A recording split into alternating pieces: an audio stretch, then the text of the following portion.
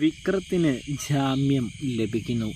അങ്ങനെ പ്രിയ പ്രേക്ഷകരെ, കൂട്ടുകാരെ, പവിത്രത്തിലാണെങ്കിൽ വിക്രത്തിന് ജാമ്യം ലഭിക്കുന്നൊരു കാഴ്ച ഇനി രണ്ടാം ഭാഗത്തിൽ കാണാനായിട്ട് കഴിയും.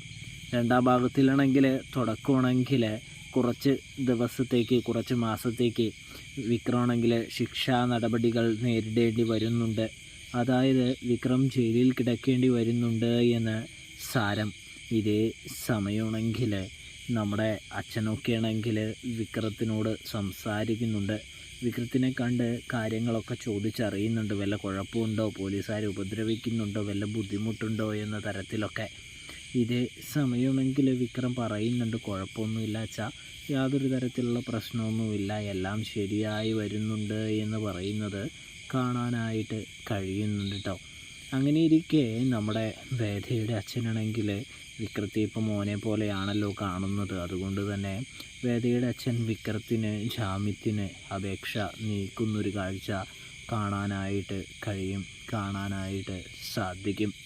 ഒടുവിലതാ കോടതി വിക്രത്തിന് ജാമ്യം നൽകുന്നൊരു കാഴ്ച നമ്മൾ പ്രേക്ഷകർക്ക്, നമ്മൾ കൂട്ടുകാർക്ക് കാണാനായിട്ട് കഴിയും.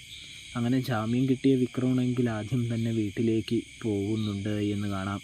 വീട്ടിലേക്ക് ചെല്ലുമ്പോൾ നമ്മുടെ മാഷിനും കൂടാതെ അമ്മയ്ക്കും എല്ലാവർക്കും ഒരുപാട് സന്തോഷമാകുന്നുണ്ട്.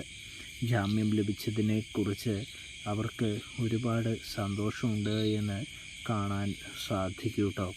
ഇതേ സമയമാണെങ്കിൽ നമ്മുടെ വിക്രം പറയുന്നുണ്ട്, ഇത് വേദയുടെ അച്ഛൻ്റെ മിടുക്കാണ്, വേദയുടെ അച്ഛനാണ് തനിക്ക് ജാമ്യം വാങ്ങി നൽകിയത് എന്നൊക്കെ പറയുമ്പോൾ നമ്മുടെ വിക്രമിൻ്റെ അച്ഛനാണെങ്കിൽ ഒരുപാട് സന്തോഷമാവുന്നതും കാണാനായിട്ട് കഴിയും, കാണാനായിട്ട് സാധിക്കും. പ്രേക്ഷകരെ, പ്രിയ കൂട്ടുകാരെ.